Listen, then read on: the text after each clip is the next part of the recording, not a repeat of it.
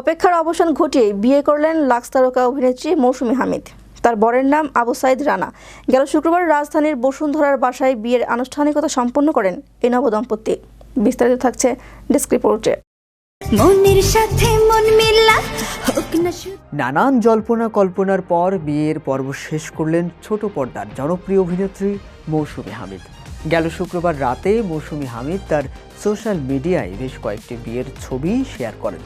তাতে দেখা যায় লাল রঙের শাড়ির সঙ্গে ভারী গহনায় সেজেছেন পর্দার এই নায়িকা। অন্যদিকে পাঞ্জামা পাঞ্জাবির সঙ্গে কোটি আর পাগড়ি পরেছেন আবু সাইদ রানা। বিয়ের ছবি পোস্ট করে বিশ্বকবি রবীন্দ্রনাথ ঠাকুরের কয়েকটি পঙ্ক্তি জুড়ে দিয়েছেন মৌসুমী হামিদ। তিনি লিখেছেন, মিলনের স্বর্ণপাত্রে সুধা দিল ভরি, মধু সঞ্চয়ের পর মধু পেরে করিল মুখর, শান্ত আনন্দের আমন্ত্রণে আসন পাতিয়া দিল রবারিতর অনারিত জনে। বুধবার অনুষ্ঠিত হয় মৌসুমী রানার গায়ে হলুদ। বসুন্ধরার বাড়ির ছাদে আয়োজন করা হয়েছিল এই অনুষ্ঠান।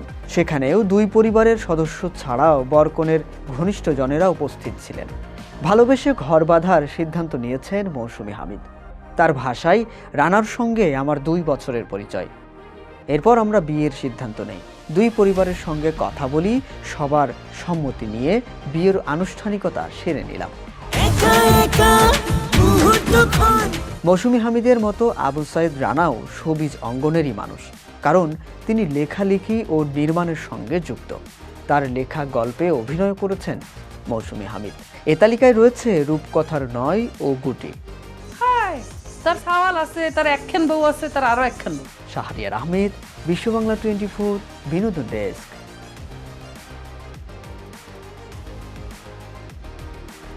এই দেহটা আমার বাড়ি।